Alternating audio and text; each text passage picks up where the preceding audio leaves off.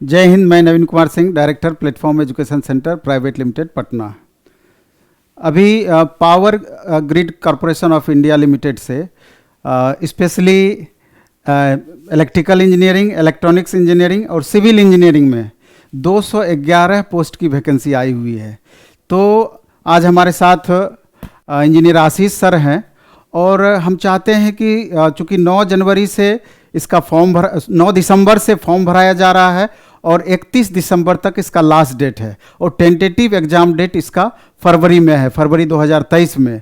तो चूँकि ये power grid corporation of India limited, इसका पैकेज इतना अच्छा है कि सब दिन से बच्चों को खींचते रही है और इसका चूँकि PSU है इसलिए भी अट्रैक्शन है।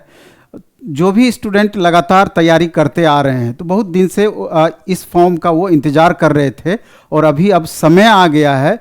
तो हम चाहते हैं कि इंजीनियर आशीष सर एक बार इसके बारे में पूरी तरीके से डिटेल जानकारी दे कि आखिर कौन कौन सा इसमें पोस्ट की वैकेंसी कितनी कितनी है, बाकी इसका सिलेबस क्या होता है, किस तरह से इसका एग्ज़ाम होता है।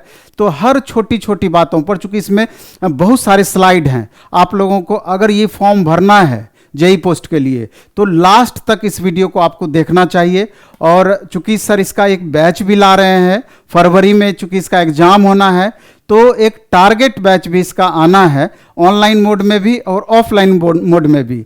तो पूरी तरीके से पूरी डिटेल जानकारी सर के द्वारा इस वीडियो के माध्यम से आपको दी जाएगी। तो हम उम्मीद करते हैं कि जिन स्टूडेंट को भी फॉर्म भरना है वो पूरी तरीके से लास्ट तक इस वीडियो को देखें। धन्यवाद सर।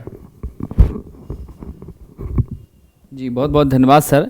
निश्चित रूप से साथियों, power grid corporation of India limited ये इलेक्ट्रिकल के छात्रों के लिए तो विजन होता है, सपना होता है। खास करके जिनकी भी PGCIL में नौकरी लग जाए तो वो माना जाता है, ऐसे भी ये महारत्न कंपनियों की श्रेणी में आ रही है साथियों। तो आप इस बात को ध्यान रखिए कि हमारी जो वैकेंसी है ये लगभग रेगुलर बेसिस पे आया करती हैं। 2021 में भी आई थी, ठीक है, और फिर इस बार के लिए आपको ये वैकेंसी आ गई है। तो इलेक्ट्रिकल, इलेक्ट्रॉनिक्स और सिविल से जो बच्चे डिप्लोमा हैं वही इस फॉर्म को भर सकते हैं। याद रखेंगे, बीटेक के छात्र इसको नहीं भर सकते हैं, ठीक है। और दूसरी महत्वपूर्ण बात, एमटेक वाले छात्र भी इसको नहीं भर सकते हैं। डिप्लोमा में भी वही छात्र भर सकते हैं जिनका 70% न्यूनतम स्कोर है, यानी 70% का जिसको अंक है अपने डिप्लोमा के सेमेस्टर के रिजल्ट में, वही बच्चे इस फॉर्म को भर सकते हैं। ये यहां पर सबसे बड़ी चीज है, क्योंकि क्वालिटी की यहां सबसे महत्वपूर्ण बात होती है। साथियों, हम जरा चर्चा करें जॉब डिस्क्रिप्शन के बारे में, तो आप ये देखिए जूनियर इंजीनियर का पद है और इसको हम लोग क्या कहते हैं, डिप्लोमा ट्रेनी के नाम से जानते हैं। साथियों, डिप्लोमा ट्रेनी का ये पोस्ट है और इस डिप्लोमा ट्रेनी के पोस्ट में आपको मैं बता दूं कि आपकी सबसे पहले जो ध्यान रखने वाली बात है, एज कितनी होनी चाहिए, 27 ईयर, 27 वर्ष।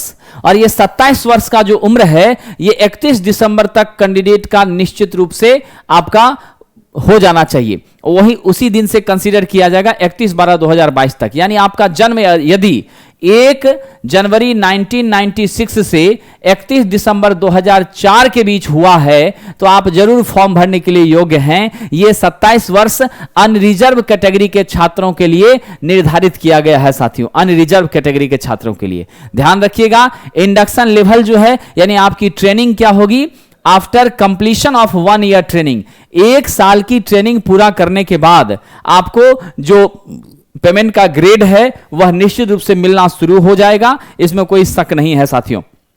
इसमें कौन से छात्र योग्य हैं, जिन्होंने फुल टाइम रेगुलर 3 साल का डिप्लोमा किया है रिलीवेंट डिसिप्लिन से इंजीनियरिंग में, खास करके जो ऐसे भी बोर्ड या इंस्टीट्यूशन विशेष रूप से जो AICTE से अप्रूव्ड हैं। तो AICTE से अप्रूव्ड संस्थान से जिन बच्चों ने क्या किया है, आपको डिप्लोमा किया है, किस किस ब्रांच में साथियों, इलेक्ट्रिकल ब्रांच में, इलेक्ट्रॉनिक्स में और सिविल में, और उनका परसेंटेज मार्क्स कितना होना चाहिए, 70%, वो छात्र योग्य हैं और वो इस फॉर्म को भर सकते हैं साथियों। जरा ध्यान दीजिए, बहुत सारे छात्र ये पूछते हैं, सर मैंने पावर सिस्टम से डिप्लोमा किया है, मैंने इलेक्ट्रिकल एंड इलेक्ट्रॉनिक्स से किया है, क्या मैं योग्य हूं? मैं वैसे मित्रों को जवाब देना चाहता हूं। इलेक्ट्रिकल के अंतर्गत इलेक्ट्रिकल इंजीनियरिंग से डिप्लोमा वाले आएंगे, इलेक्ट्रिकल पावर से जिन्होंने किया है वो आएंगे, इलेक्ट्रिकल एंड इलेक्ट्रॉनिक्स से जिन्होंने डिप्लोमा किया है वो भी फॉर्म भरेंगे, जिन बच्चों ने पावर सिस्टम इंजीनियरिंग से डिप्लोमा किया है वो भी भरेंगे, जिन बच्चों ने पावर इंजीनियरिंग इलेक्ट्रिकल से किया है वो बच्चे भी भरेंगे। यानी ये सभी ब्रांच यदि आपकी है और 70% मार्क्स आपको हैं, रिजल्ट फाइनल रिजल्ट 70% का आपके पास है, तो निश्चित रूप से आप इस फॉर्म को भर सकते हैं साथियों। अब आइए जरा इलेक्ट्रॉनिक्स में कौन भरेंगे? इलेक्ट्रॉनिक्स के वैसे मित्र जिन्होंने इलेक्ट्रॉनिक्स से या इलेक्ट्रॉनिक्स एंड कम्युनिकेशन से किया है, या इलेक्ट्रॉनिक्स टेली कम्युनिकेशन से डिप्लोमा किया है, या इलेक्ट्रॉनिक्स एंड इलेक्ट्रिकल कम्युनिकेशन से किया है, या सिर्फ जिन्होंने टेली कम्युनिकेशन इंजीनियरिंग से किया है वही इस फॉर्म को भरेंगे।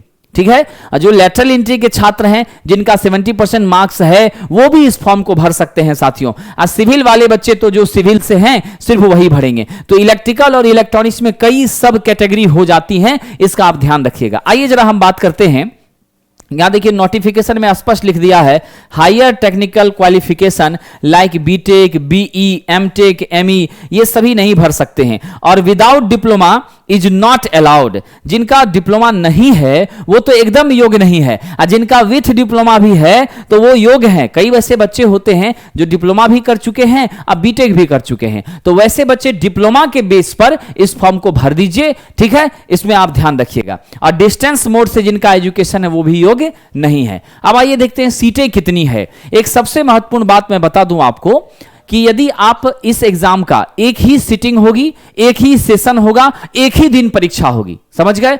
आप किसी एक जोन से ही फॉर्म भर सकते हैं। ठीक है, यानी कि अगर आपने 2 जोन से फॉर्म भरने का प्रयास भी किया तो संभव ही नहीं है कि आप एग्जाम दे पाएंगे, क्योंकि सिंगल डे एग्जाम होगी, सभी जोन की एग्जाम होगी और सेम टाइम पर होगी साथियों। इसीलिए एनआर रीजन में अगर हम आए, इलेक्ट्रिकल में देखिए पोस्ट आईडी 230 45 वैकेंसी है, इलेक्ट्रॉनिक्स में साथियों 3 है। फिर हम आते हैं एनआर 2 में, तो यहां पर 7 वैकेंसी इलेक्ट्रिकल में है, 2 है इसी में। एनआर 3 में आइए 15 वैकेंसी है, ठीक है, इसी में 2 है। ईआर 1 में 12 वैकेंसी है, फिर ईआर 2 में 10 वैकेंसी इलेक्ट्रिकल की है, ठीक है कि नहीं। उसके बाद फिर आइए एसआर 2 में यहां 25 वैकेंसी इलेक्ट्रिकल की है, डब्ल्यूआर 2 में 55 वैकेंसी है। तो इलेक्ट्रिकल का जो मैक्सिमम वैकेंसी है वो वेस्टर्न रीजन 2 में है, फिर आपका साउदर्न रीजन 2 में है 25।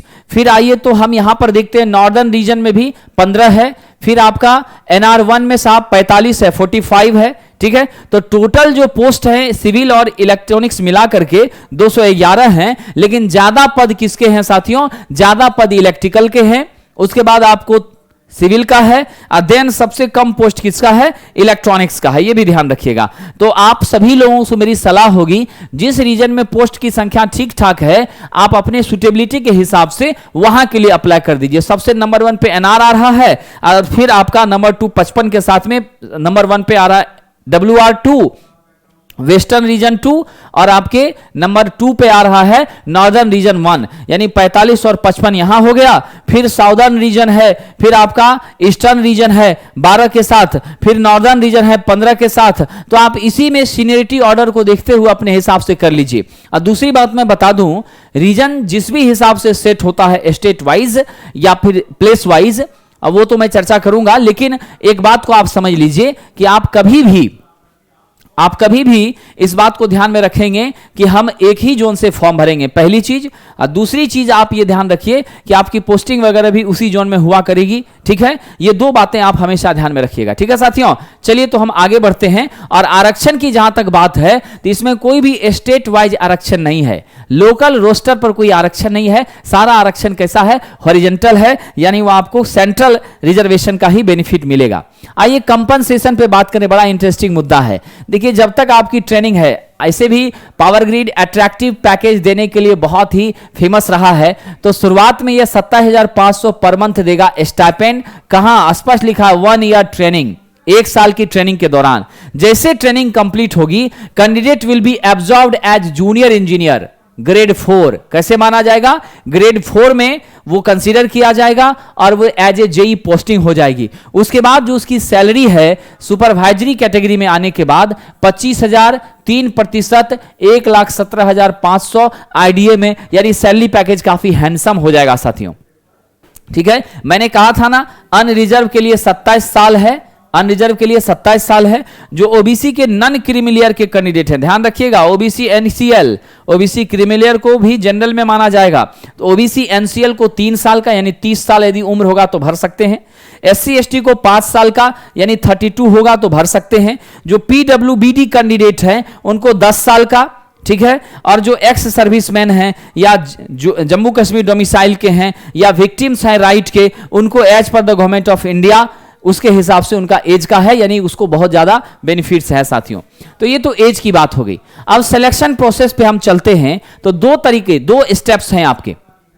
पहला स्टेप है the written test shall be objective type, each question have 4 answer option, यानी ऑब्जेक्टिव टाइप का क्वेश्चन होगा, ठीक है, आपको ऑब्जेक्टिव टाइप का क्वेश्चन होगा, 4 ऑप्शन दिया रहेगा। उसके बाद मैं आपको बता दूं निगेटिव मार्किंग यहां पर 1/4 होगी, यानी आप 4 गलत आंसर करेंगे तो 1 नंबर कट जाएगा, 1 गलत आंसर करने पर 0.25 आपको मार्क्स डिडक्ट होगा, ठीक है। ये 0.25 क्या होगी, निगेटिव मार्किंग आपकी होगी। उसके बाद आइए, सबसे पहला जो पार्ट है इसके 2 सेक्शन हैं। पार्ट 1, इसमें आपको टेक्निकल नॉलेज टेस्ट TKT, क्या होता है, टेक्निकल नॉलेज टेस्ट। कितने क्वेश्चन, 120 क्वेश्चन पूछे जाएंगे। 120 क्वेश्चन इलेक्ट्रिकल वालों को इलेक्ट्रिकल के सब्जेक्ट से, इलेक्ट्रॉनिक्स को इलेक्ट्रॉनिक्स से, सिविल को सिविल के अपने सब्जेक्ट से। मैं डिटेल बताऊंगा इसी वीडियो में आगे चल के। फिर पार्ट 2 आ जाइए। पार्ट 2 में सुपरवाइजरी एप्टीट्यूड टेस्ट है, सेट है। सेट में 50 क्वेश्चन, यानी टेक्निकल में 120 और सेट में कितना, 50 क्वेश्चन पूछा जाएगा साथियों, ठीक है। और इसके अंदर हम बताएंगे क्या क्या सब्जेक्ट पढ़ना है। सारे क्वेश्चंस आपको इक्वल मार्क्स के होंगे, 1 मार्क्स के होंगे। रॉन्ग आंसर करने पे 1/4 डिडक्ट होगा। और याद रखिए, क्वालिफाइंग क्राइटेरिया सिर्फ रिटन टेस्ट है। रिटन टेस्ट में आप जैसा परफॉर्म करोगे, सिंगल एग्जाम पर आपका सिलेक्शन है। बहुत ज्यादा इसमें प्लस माइनस लफड़ा साथियों नहीं है, ठीक है, ये ध्यान रखिएगा। पावर ग्रिड कॉर्पोरेशन बहुत ही साफ सुथरी ऑर्गेनाइजेशन है साथियों, इसीलिए यहां कोई झमेले वाली बात नहीं है। अब देखिए क्वालिफाइंग क्राइटेरिया क्या है, यानी मिनिमम 30% यूआर को, अनरिजर्व को या ईडब्ल्यूएस वाले कैटेगरी के बच्चों को 30% कम से कम लाना होगा दोनों पार्ट में, पार्ट 1 में भी या पार्ट 2 में भी। अगर सेपरेटली और मिनिमम हम बात करें तो एवरेज आप 40% अगर लेकर आते हैं तो आप निश्चित रूप से सब्सिडाइज होते हैं, यानी आप क्राइटेरिया के भीतर आते हैं। लेकिन इसका मतलब यह नहीं है कि 40% लाने पर सिलेक्शन हो जाएगा। यह कट ऑफ पर डिपेंड करेगा किस हिसाब से जाता है। हालांकि सीटें कम हैं तो कट ऑफ तो अच्छी खासी रहती है साथियों, ठीक है। चलिए, अदर रिजर्व वैकेंसी में आप ये ध्यान रखिएगा, 25% मिनिमम पार्ट 1 पार्ट 2 में लाना है। सेपरेट अगर बात करें तो 30% मार्क्स आपको एग्रीगेट लाना है। अल्टीमेटली आप 40% का टारगेट लेकर चलिए, तो आपको 40% अगर आप टारगेट रखते हैं, ठीक है, तो आप इस हिसाब से देखते हैं तो आई थिंक मुझे लगता है 20 अब प्लस 120 का 40% अगर कर दें तो 48 यानी 70। मेरा जो टारगेट है कि मैं तो यही कहूंगा कि 120 टेक्निकल है, अब प्लस आपका 50 क्या है, नॉन टेक है, तो टोटल 170 में साथियों आप अपना लक्ष्य जो है ना 135 140 का आप रखकर चलिए। 135 140 कम से कम जो ओबीसी वाले बच्चे हैं वो लेकर चलिए, तभी हमको लगता है कि कुछ इफेक्टिव अप्रोच यहां बन सकता है, क्योंकि कट ऑफ जो है जाना है साथियों।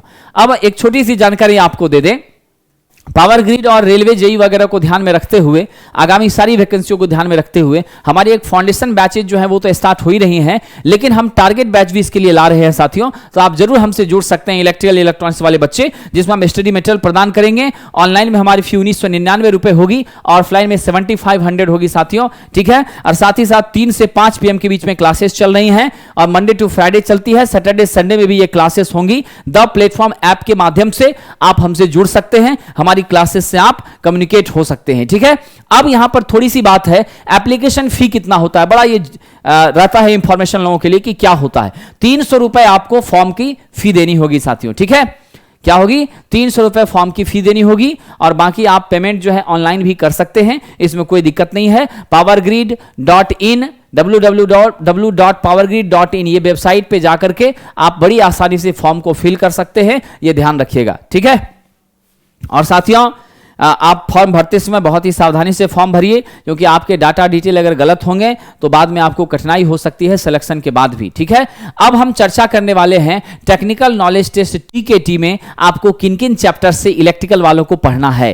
तो इलेक्ट्रिकल वाले साथियों जो पावर ग्रिड का सपना रखते हैं उन्हें नेटवर्क थ्योरी तो निश्चित रूप से पढ़ना है। फिर डिजिटल इलेक्ट्रॉनिक्स, यहां से 2-3 प्रश्न ही होंगे, नेटवर्क थ्योरी से आपका 20, 25, 30 क्वेश्चन हो सकता है। ठीक है, generation of electric power, transmission, distribution, साहब यहां से आप मानकर चलिए 25 से 30 क्वेश्चन जरूर रहेगा 120 में, बहुत वैल्यूएबल सब्जेक्ट है। इलेक्ट्रिकल इंजीनियरिंग मटेरियल 5 से 6 क्वेश्चन यहां से रहेगा। इलेक्ट्रिकल मशीन, साहब यहां से भी 25 क्वेश्चन के कम से कम रहने की संभावना है, 20-25 क्वेश्चन की।